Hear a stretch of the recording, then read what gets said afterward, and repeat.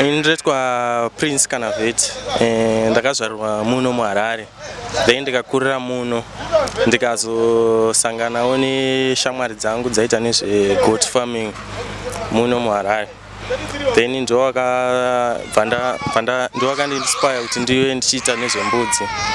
Pandaenda kuchikoro waitonditi enda unotitengera mbudzi mumamisha kunana Muzarabani, then chienda unotenga mbudzi nana Muzarabani.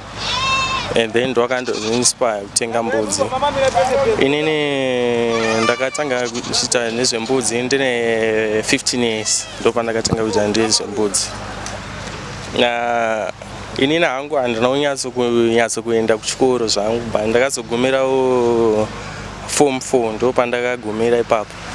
Hatina zvedu kuzonyanya kupasa because tenge tafocus nezve goat farming. Ndozvinhu zvinenge tafocus nazvo. Saka that's why takazongoti takuita zvedu nezvembudzi, takurima mbudzi. Then tarima mbudzi tunoenda kumamisha tichitenga dzimwe tichiuya nadzo, then dzimwe dzichichengeta dzichiberekana. Ma-challenges andikati andinosangana nawo inini ndembavha kuberwa,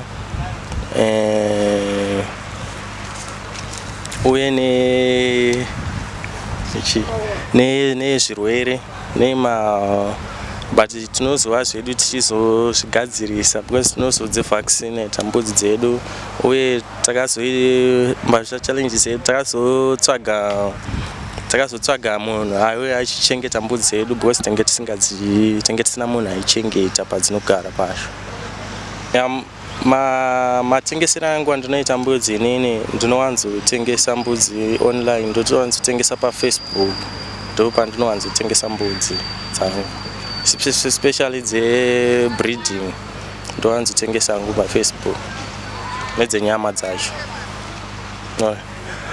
Mbudzi dzakakoshera kuti goat farming yedu, kuchengeta mbudzi, kurima mbudzi kwakakoshera kuti ibhengi raunokwanisa kutrust.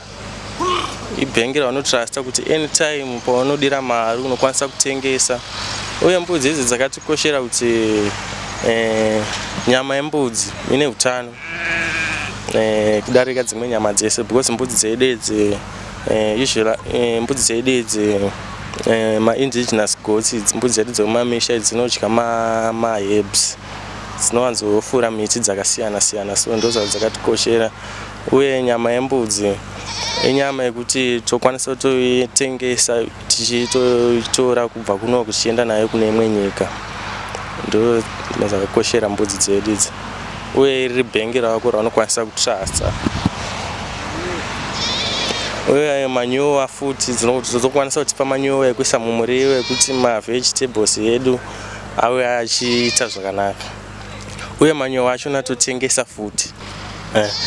Vision yangu inini, maonero angu inini for the next 10 years dziri kuteera kumberi, inini ndoda kumuvha from our local goats, mbudzi dzedu idzi dzekumamisha dzemareserva, ndoda kuzova ndichichengetawo nana maboa goats, nana savana nemadhopa.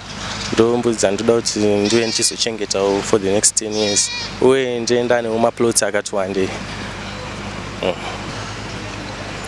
Kuchengeta mbudzi kwakakosha.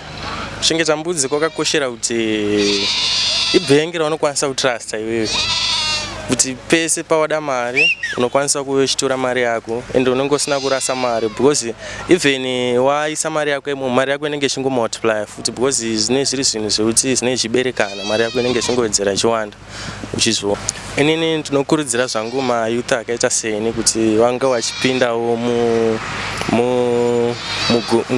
pakuchengeta mbudzi because kuchengeta mbudzi kwakakosha. Fanika izvozvi mazuva ano mbudzi dzine market isingaiti kudarika zvimwe zvifuyo zvese. Maprofit andingati andingaita inini ndatengesa mbudzi dzangu dzese kumamisha, kana kuti ndabva nedzimwe kumamisha ndauya nadzo kuno ndadzitengesa, kupera kwemwedzi ndogona kuwana kana 500. Ndo ndiri profit yangu, ndabvisa capital yangu ndaendesa unotenga nayo mbudzi. Isusu inini toshanda 555 ndo vanhu vandoshanda nawo pakuchengeta mbudzi dzedu because zitowanzoti vamwe vachinotenga mbudzi then vamwe vachisara nembudzi vachitengesera macustomers. Mbudzi towanzodzitenga Muzarabani, Dandi ndo vatotenga mbudzi. munotengesa nyama futi nyama totengesa dziri mbudzi dzenyama, and then kana munhu achida kusloterwa then tobva tamuurayira mbudzi yake ozongotakura nyama chete. Kune macustomers anoda makwai, tinotengesa makwai breeding nenyama, uye makwai akanaka chaizvo quality makwai zvakafanana neEaster takupinda izvo macustomer uya mutenge makwai, musaende kure muchitsvaga wai, tinadzo dzirimo muteno wadzo. Kana vanhu vachida kundibata, kune macustomers vanenge vachida kundibata, ndinowanika panhamba dzinoti 0776 1221 nedzenetwork dzinoti 071 4645 405 ndo pandobatika. Uye paFacebook ndine page inoitwa Prince Kanaveti, ndo page rangu iri paFacebook. Kana vanhu vachida kundibata physically ndinowanika ku 10 Ward South plot 101.